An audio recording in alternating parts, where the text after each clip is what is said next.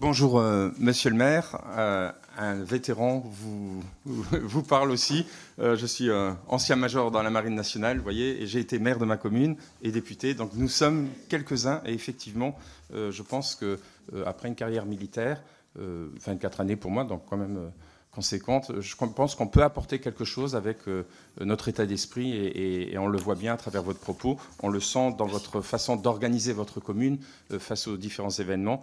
Et là, vous l'avez très bien évoqué à travers la réserve communale de sécurité civile que vous aviez mis en place et que j'ai eu l'occasion aussi d'en mettre une en place et je trouve que c'est un très bon outil.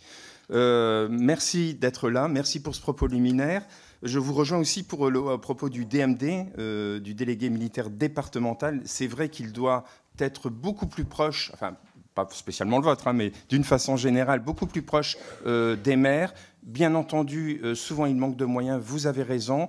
Je pense que le doublement de la réserve qui est évoqué à travers la loi de programmation militaire est un moyen aussi de le renforcer, parce que nous avons beaucoup de vieux soldats qui quittent et qui peuvent l'aider, parce qu'ils connaissent très bien le territoire.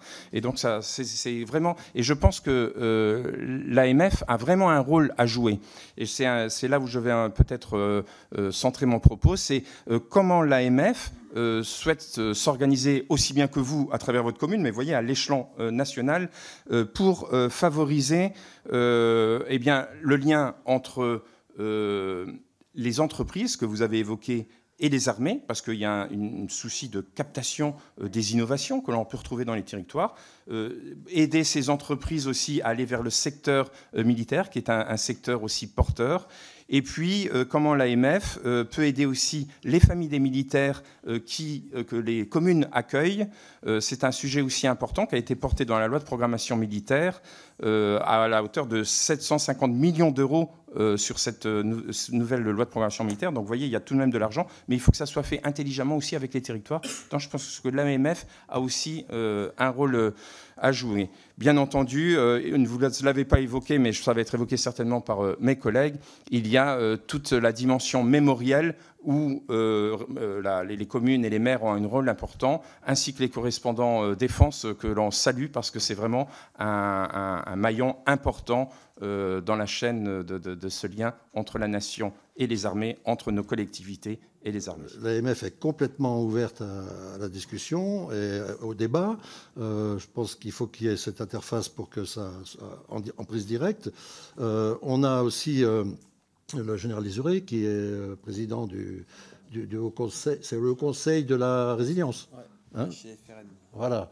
Donc, Richard, évidemment, que c'est un très bon camarade. Donc, là aussi, on est en prise directe et en phase directe. Donc, l'AMF traite principalement des questions de défense par le biais de la question de la résilience. Et donc, la première résilience, c'est la résilience qui a été majoritairement présentée avant, c'est celle qui est liée au risque naturel. Je salue ici les gens des Alpes-Maritimes qui connaissent très bien ce sujet et qui d'ailleurs, dont un des maires, M. Leroy, participe à la commission risque, qui était un groupe de travail qui est devenu une commission à part entière et qui a été auditionné à différentes reprises sur la gestion des risques et la nécessaire résilience des territoires face aux risques. Cette résilience est traitée dans le cadre de la stratégie nationale de résilience, qui est en 69 points de mémoire, dont 9 concernent les collectivités territoriales. Cette stratégie nationale de résilience introduit deux choses. La première, c'est la résilience de la nation face à une menace extérieure. Et c'est là que la question de défense nationale prend tout son sens et de participation des maires à cette défense. Et donc, il y a la version physique, c'est-à-dire qu'est-ce qui physiquement nous menace et comment on y réagit physiquement. Et il y a une menace plus diffuse, qui est une menace et cyber et de déstabilisation, sur laquelle également les maires ont une part à avoir. Et là, on attaque un autre sujet, c'est la résilience cyber, qui d'ailleurs est en cours, qui va arriver d'ailleurs en débat au Parlement, par le biais de la transposition de la directive Nice 2. Donc, et pour ces deux choses-là, les maires sont au cœur de cette résilience.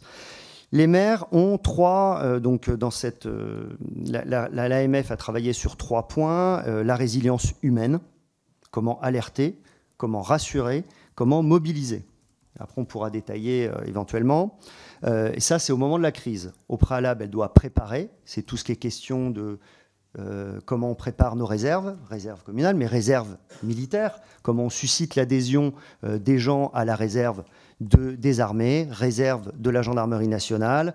On a parlé de la question de la réserve communale, on peut parler des cadets, signes vers la jeunesse, des classes défense. Enfin, on pourrait décliner cette préparation. Donc, je l'ai dit, au moment de la crise, alerter, rassurer, mobiliser. Et enfin, par leur nature, les maires construisent, sont des bâtisseurs. Donc, comment on reconstruit après la crise, si jamais il y a eu des dommages, ou comment on reconstruit.